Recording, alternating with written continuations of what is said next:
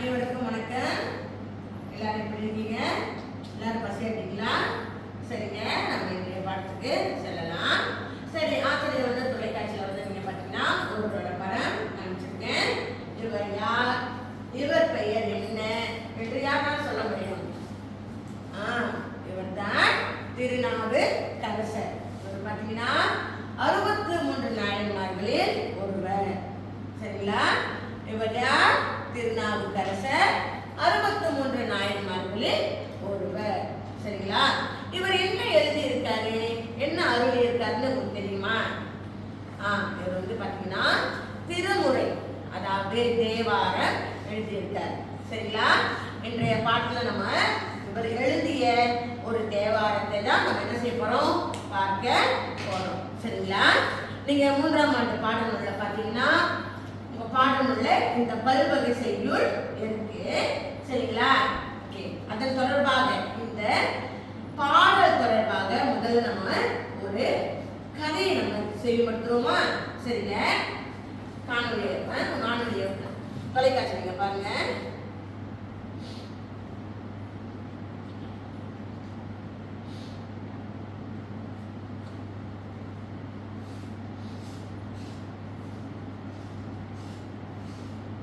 இதில் குருவார விளங்குகிற திருநாவுக்கரசர் ஒருமுறை சமண சமயத்தின் மேல ஆர்வம் கொண்டு அந்த சமயத்துக்கு மாறிட்டாராம். அதனால சிவபெருமான் அவரை சோதிக்கிறதுக்காக சூளை நோயை கொடுத்தாராம். இதனால மனம் திரும்பின திருநாவுக்கரசர் மீண்டும் அவங்க அக்கா திலகவதி அம்மையாரை வந்து பார்த்து மன்னிப்பு கேட்டாராம். இதுக்கப்புறம் சமண சமயத்திலிருந்து சைவ சமயத்துக்கு மாறின திருநாவுக்கரசர் சைவம் சார்ந்த பல சமய தொழில்களை செய்ய ஆரம்பிச்சாராம். இதை கேட்ட சமண சமயத்தை சேர்ந்த மகேந்திர பல்லவ அரசர் கடும் கோபம் கொண்டாரா. சமணத்தை அழைத்து திருநாவுக்கரசர் உடனே அரண்மனைக்கு அழைத்து வர சொன்னாராம். தைரியத்தோடு அரண்மனைக்கு சென்று திருநாவுக்கரசர் பல்லவ மன்னர் எதிர்கொண்டாராம். சமண சமயத்திலிருந்து சைவ சமயத்துக்கு மாறின திருநாவுக்கரசர் அழைத்து சரியாக கண்டித்து பல்லவ மன்னர் அவர் கொடுமையாக ஒரு தண்டனை கொடுத்தாராம். அந்த நிலையில் திருநாவுக்கரசர் உறுதியாக சுண்ணாம்பு கால்வாயில 7 நாட்கள் மூடி வைக்க சொன்னாராம். இந்த 7 நாட்கள்ல திருநாவுக்கரசர் வெப்பம் தாங்க முடியாம இறந்து போவாரு நினைச்சாங்களாம். குறிப்பிட்ட அந்த 7 நாட்கள் முடிவடைந்த நிலையில சுண்ணாம்பு கால்வாய் அறையை பூட்டை திறந்து பார்த்தாங்களாம்.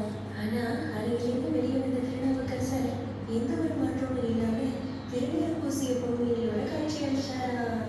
இது எப்படி சாத்தியம்னு சமணர்கள் கேட்டப்போ அதற்கு சிவபெருமான் தான் காரணம், அவரோட திருவடிகளை போற்றி வருகிறதால தான் எனக்கு இந்த நிலைமை திருநாவுக்கரசர் பாடலால் பாடி காமிச்சாராம். அந்த பாடல் தான் மாசிமணி என்ற திருமுறை. சரிங்க, கதை தெளிவாக விளக்கிடுச்சா? சரிங்களா? திருநாவுக்கரசர் பாத்தீங்கன்னா அவருடைய இயற்பெயர் மருள் நீக்கியார். சரிங்களா? இவருடைய இயற்பெயர் வந்து பாத்தீங்கன்னா மருள் நீக்கியார்.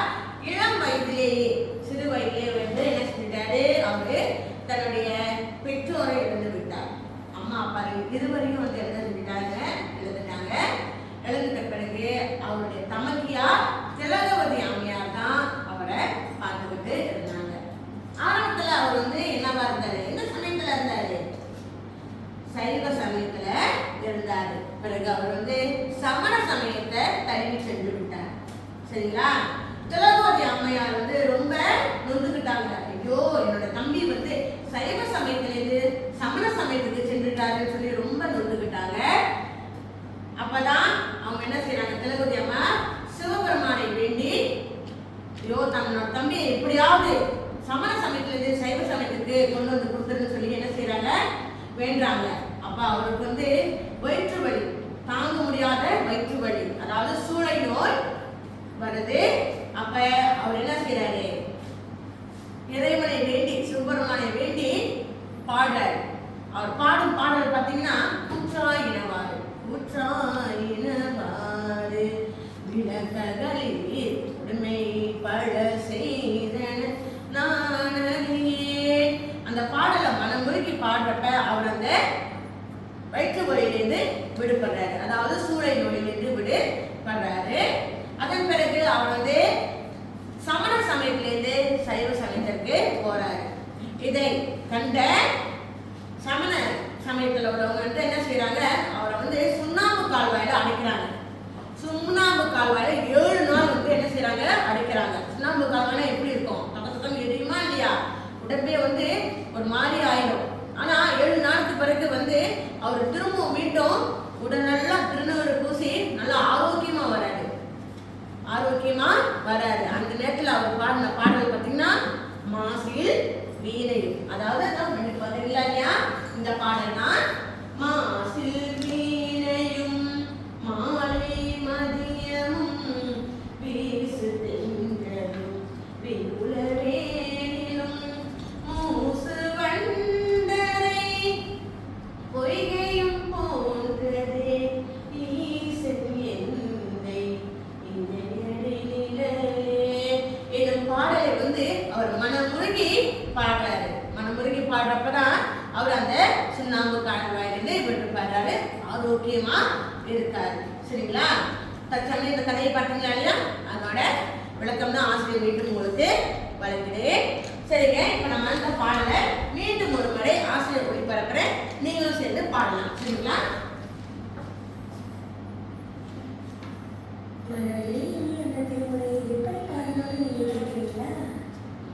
பாடுங்க.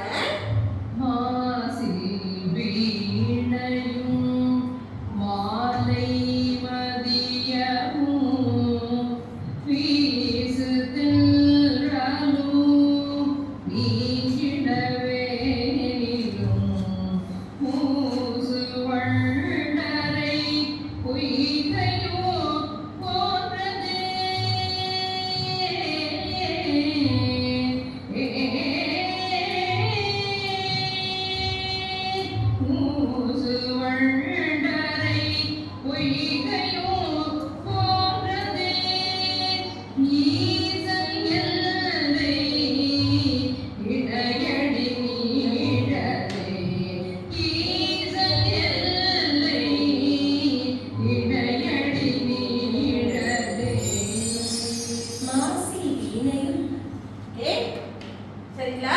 இந்த பாடல் வந்து ஏன் ஆசிரியர் ஒளிபரப்புன காரணம் என்னன்னா, நீங்க மீண்டும் அதை உணர்ந்து பாடுவீங்க, கிருதிச்சுவீங்க என்பதற்காக தான் ஆசிரியர் ஒரு முறை பாடி காட்டின. தொடர்ந்து தொலைக்காட்சியில் ஆசிரியர் ஒளிபரப்பினேன். ஸோ இந்த பாடல் கண்டிப்பாக வந்து நீங்க பல தலங்களுக்கு சென்றிருப்பீங்க, கோயிலுக்கு சென்றிருப்பீங்க, கண்டிப்பாக இந்த பாடலை செவிமடுத்திருப்பீங்க. ஆமாவா இல்லையா? கண்டிப்பா எல்லாரும் இந்த பாடலை செவிமடுத்திருப்பீங்க. இந்த பாடலை தெரிஞ்சவங்க யாராவது இருக்கீங்களா? கண்டிப்பா இருப்பீங்க. சரிங்களா? சோ இந்த பாடல் நம்ம பாடியிருப்போம், ஆனா இந்த பாடலுடைய விளக்கம் நமக்கு சற்று தெளிவில்லாம இருந்திருக்கும். ஆமாவா இல்லையா? இந்த பாடலோட விளக்கத்தை தான் ஆசிரியர் உங்களுக்கு தெளிவுபடுத்த போறேன். முதல்ல ஆசிரியர் வந்து படத்தின் வழி உங்களுக்கு ஆசிரியர் என்ன விளக்கம் சொல்லி கொடுத்துறேன்.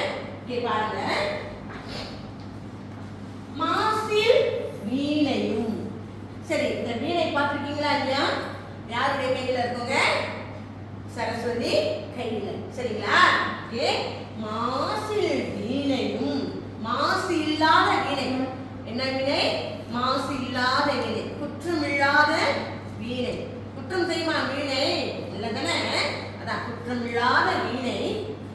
மாலை மதியமும், மாலை வேளை தோன்றும் சந்திரன். மாலை என்பது நீங்க பாத்தீங்கன்னா சாயங்காலம். ஆமா இல்லையா? சாயங்காலம். மதி என்பது மதியமும், இந்த மதி என்பது சந்திரனை குறிக்கின்றது. சரிங்களா? வீசு தென்றலும், வீசு தென்றலும் அப்படின்னா மென்மை. தென்றல் என்பது காற்று. அப்ப எப்படிப்பட்ட காற்று? மென்மையான காற்று. வீங்குல வேலிலும். இப்ப நீங்க பார்த்திருப்பீங்க, சில காலம் வந்து பூ பூக்கிற காலம் வரும், சில காலம் வந்து பழங்கள் கிடைக்கிற காலம், அதான் வந்து பருவ காலம். சரிங்களா? பூ பூக்கிற காலம், பழக்காலம் இருக்கா இல்லையா, அதான் வந்து பருவ காலம். அதான் வீங்குல வேலிலும். படத்தை நீங்க பார்க்கலாம். பூ பூக்கும் காலம், பழங்கள் கிடைக்கும் காலம் அந்த பருவ காலம். அடுத்தது மூசு வண்டரை. மூசு என்பது இங்க பொருள் வந்து பாத்தீங்கன்னா மொய்த்தல். வண்டரை என்பது இங்க வண்டு. அப்ப இங்க வந்து என்ன செய்யுது? இந்த வண்டு வந்து தாமரை மலரில் உள்ள, தாமரை மலர்ல என்ன இருக்கும்? தேன். அந்த பாத்தீங்கன்னா அந்த தேனை வந்து உருகிற அந்த மொய்க்கிற சத்தம், அதான் மூசு வண்டரை.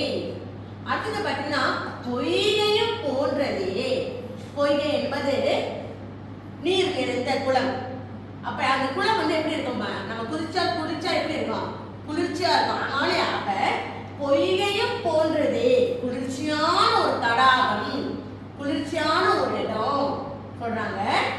ஈசன் எந்தை, ஈசன் வந்து இங்க யாரை குறிக்கிறாங்க, சிவபெருமான. நம்ம வழியா ஈசன் எந்தை, எந்தை என்பது என் தந்தை, இணையடி நிழலே.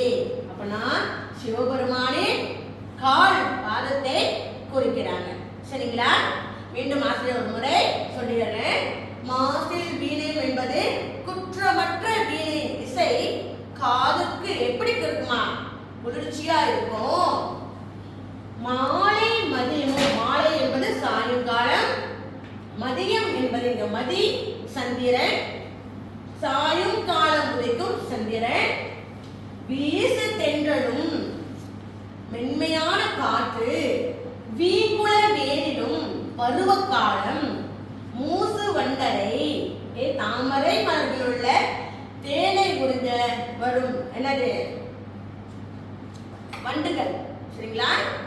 அடுத்தது பாத்தீங்கன்னா பொய்கையும் போன்றது, பொய்கை என்பது குளிர்ச்சியான தடாகம். ஈசன் எந்தை சிவபெருமானின் தந்தையாக சிவபெருமானின் திருப்பாதங்கள், இணையடி நிழலே என்பது திருப்பாதங்கள். நம்ம அந்த முழுமையான ஒரு பத உரையை பார்த்துருவோம். சரிங்களா?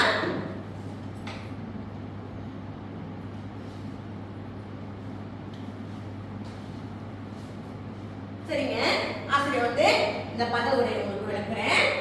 குற்றமற்ற வீணை இசை காதுக்கு இனிமை அளிப்பது போலவும், அதாவது மாசில் வீணையும், மாசில் வீணையும் என்பது குற்றமற்ற வீணையின் இசை காதுக்கு இனிமை அளிப்பது போலவும், மாலை மதியமும் மாலை வேளை உதிக்கும் சந்திரனின் சந்திரன் கண்களுக்கு குளிர்ச்சி அளிப்பது போலவும், வீசு தென்றலும் அதாவது மென்காற்று உடலுக்கு இளமளிப்பது போலவும், வீங்குள வேலிலும் அதாவது இளவேனில் பருவம் உண்பதற்கு சுவையான பழங்களை தருவது போலவும், மூசு வண்டரை தாமரை மலர்களில் உள்ள தேனை உறிஞ்ச வண்டுகள் நீங்காரமிடும்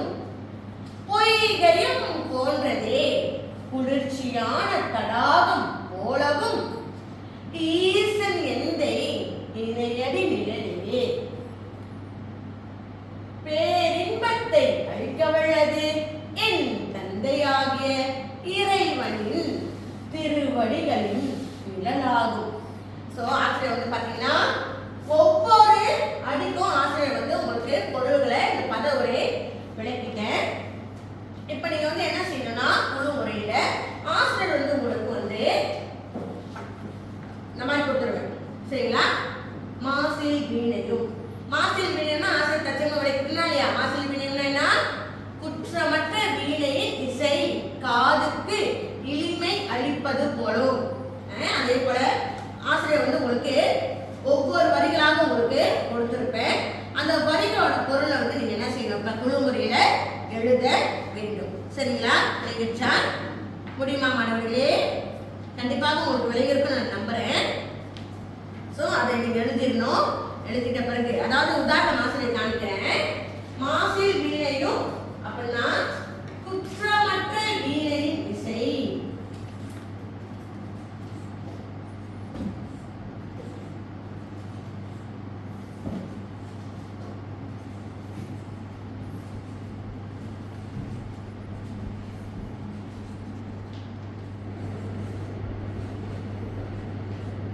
காதுக்கு இனிமை அளிப்பது போலவும்,